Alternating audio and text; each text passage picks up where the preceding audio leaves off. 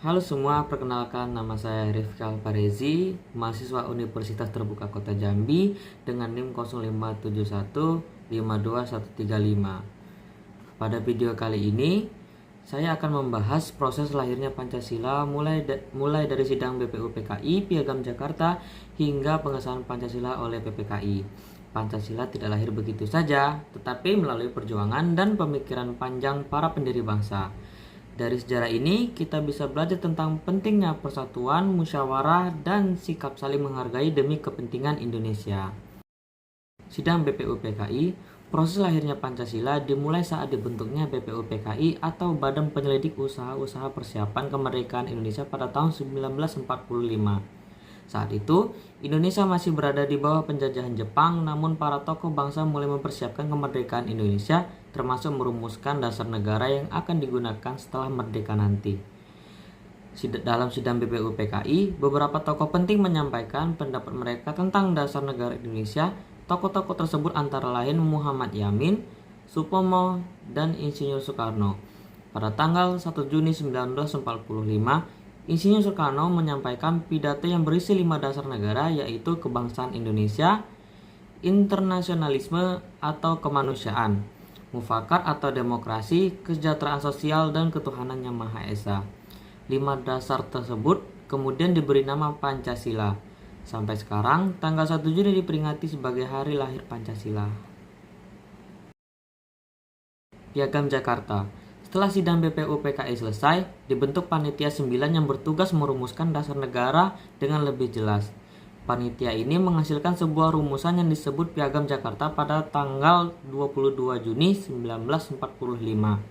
Piagam Jakarta menjadi salah satu langkah penting dalam sejarah lahirnya Pancasila karena di dalamnya sudah terdapat rumusan dasar negara Indonesia.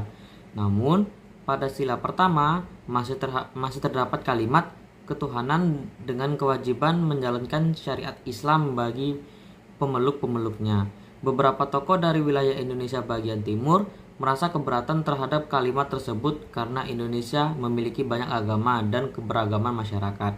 Oleh karena itu, para tokoh bangsa kembali bermusyawarah untuk mencari solusi terbaik demi menjaga persatuan Indonesia. Sidang PPKI. Setelah Indonesia merdeka pada tanggal 17 Agustus 1945, keesokan harinya, yaitu tanggal 18 Agustus 1945, PPKI mengadakan sidang untuk mengesahkan dasar negara dan Undang-Undang Dasar Indonesia. Dalam sidang tersebut, sila pertama akhirnya diubah menjadi ketuhanan yang Maha Esa. Perubahan ini dilakukan agar seluruh rakyat Indonesia tanpa memandang agama dan latar belakang dapat merasa dihargai dan tetap bersatu sebagai bangsa Indonesia. Dari hasil sidang PPKI inilah Pancasila resmi disahkan sebagai dasar negara Indonesia dan digunakan hingga sekarang. Nilai Pancasila yang tercermin. Dari proses lahirnya Pancasila, kita dapat melihat banyak nilai penting yang dicontohkan oleh para pendiri bangsa. Salah satunya adalah nilai musyawarah. Para tokoh bangsa berdiskusi bersama untuk mencari keputusan terbaik bagi Indonesia. Selain itu, terdapat juga nilai persatuan dan toleransi. Para pendiri bangsa rela mengutamakan kepentingan bangsa dibanding kepentingan pribadi maupun golongan. Mereka menyadari bahwa Indonesia terdiri dari berbagai suku, agama, dan budaya sehingga persatuan harus dijaga bersama. Refleks pribadi, menurut saya, nilai-nilai dalam proses lahirnya Pancasila masih sangat relevan bagi generasi muda saat ini. Di zaman sekarang, kita sering melihat perbedaan pendapat di media sosial maupun dalam kehidupan sehari-hari, namun perbedaan tersebut seharusnya tidak membuat kita terpecah belah. Sebagai generasi muda, kita harus mencontoh sikap para pendiri bangsa yang mengutamakan persatuan, saling menghargai, dan mau bermusyawarah untuk menyelesaikan masalah. Dengan menerapkan nilai-nilai Pancasila, kita dapat persatuan dan membuat Indonesia menjadi negara yang lebih kuat.